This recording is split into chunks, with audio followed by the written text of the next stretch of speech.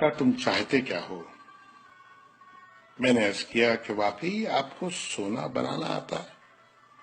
بابے نے خالی خالی آنکھوں سے مجھے دیکھا اور کہا، ہاں میں نے جوانی میں یہ ہنر سیکھا تھا۔ میں نے عرض کیا کہ کیا آپ مجھے یہ نسخہ سکھا سکتے ہیں؟ بابے نے میری طرف گھور کے دیکھا اور کہا کہ تم یہ سیکھ کے کیا کرو گے؟ میں نے عرض کیا میں دولت مند ہو جاؤں گا۔ بابے نے زوردار قہقہہ لگایا اور کافی دیر تک ہنستا رہا۔ جب وہ ہنستے ہنستے تھک گیا تو بولا، تم دولت مند ہو کر کیا کرو گے؟ میں نے جواب دیا، میں دنیا بھر کی نعمتیں حاصل کروں گا۔ بابا نے کہا کہ چلو یہ نعمتیں تمہیں حاصل بھی ہو گئیں تو پھر کیا کرو گے؟ میں نے جواب دیا، میں خوش ہوں گا اور مجھے سکون ملے گا۔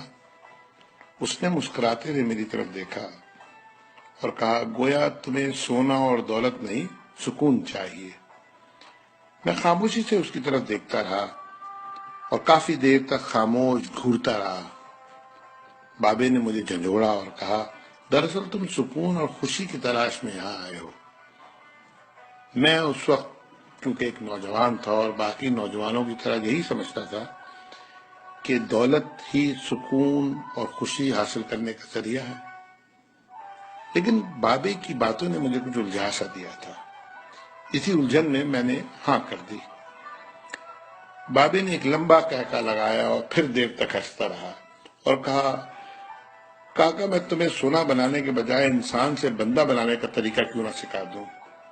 میں تمہیں دولت مند ہونے کے بجائے پرسکون اور خوش رہنے کا گر کیوں نہ سکھا دوں؟ میں خاموشی سے اس کی باتیں سنتا رہا، حالانکہ مجھے ابھی کچھ سمجھ میں نہیں آ رہا تھا۔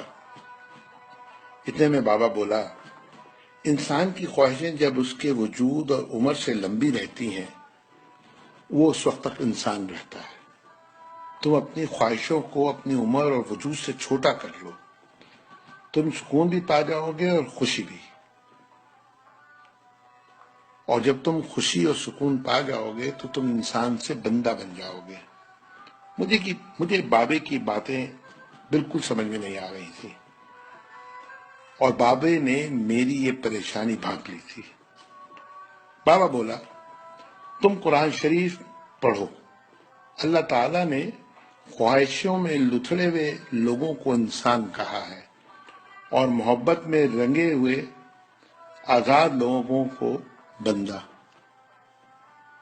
دنیا میں کتنے انسان آئے اور بہت دولت کمائی، بڑی عمارتیں بنائی، کیا وہ سب ساتھ لے گئے تھے؟ کیا سب وہ خوش تھے؟ تم بھی کیا خوش ہو؟ پھر بابا خود ہی بولا، نہیں، جب تک تم تانبے سے سونا بنانے کے چکر میں اور خپ میں مبتلا رہو گے اس وقت تک خوشی سے دور بھاگتے رہو گے اور بھٹکتے رہو گے۔ پھر بابے نے ایک چھوٹی سی ٹہنی سے زمین پہ رگڑنا شروع کیا اور کہا، لو میں تم کو انسان سے بندہ بنانے کا نسخہ بتاتا ہوں۔ اپنی خواہشوں کو اپنے قدموں سے آگے نکلنے نہ دو۔ جو مل گیا اس پہ شکر کرو، جو چھن گیا اس پر افسوس مت کرو۔ جو مانگے اسے دے دو، جو بھول جائے اسے بھول جاؤ۔ دنیا میں بے سامان آئے تھے اور بے سامان ہی واپس جاؤ گے۔ سامان جمع کرنے کی فکر نہ کرو۔ جسے خدا ڈھیل دے رہا ہے اس کا کبھی احتساب مت کرو۔ بلا ضرورت سچ بھی فساد ہوتا ہے۔ جو پوچھے تو سچ بولو، جو نہ پوچھے تو خاموش رہو۔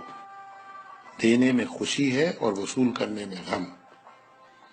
دولت کو روکو گے تو خود بھی رک جاؤ گے۔ چوروں میں رہو گے تو چور ہو جاؤ گے۔ اللہ راضی رہے گا تو جگ راضی رہے گا، وہ ناراض ہوگا تو نعمتوں سے خوشیاں اڑ جائیں گی۔ جب تم عزیزوں، رشتہ داروں، اولادوں سے چڑھنے لگو تو سمجھ لو اللہ تم سے ناراض ہے۔ جن سے تمہیں نقصان پہنچا ہو اور مزید نقصان پہنچنے کا اندیشہ ہو ان سے کنارہ کشی کر لو۔ ان سے بدلہ لینے کی فکر نہ کرو، کیونکہ سب سے اچھا بدلہ اللہ کا ہے۔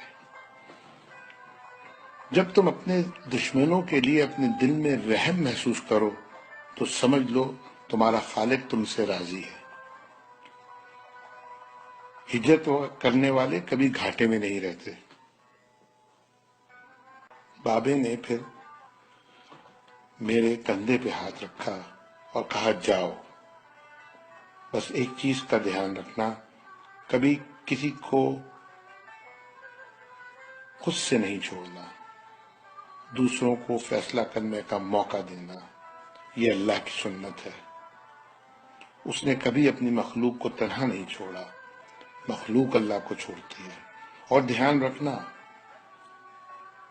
جو جا رہا ہو اسے جانے دینا، جو واپس آ رہا ہو اس کے لیے اپنا دروازہ کبھی بند نہ کرنا، یہ بھی اللہ کی عادت ہے، وہ واپس آنے والوں کے لیے اپنا دروازہ ہمیشہ کھلا رکھتا ہے۔ تم یہ کرتے رہنا، تمہارے دروازے پہ ہمیشہ میلہ لگا رہے گا۔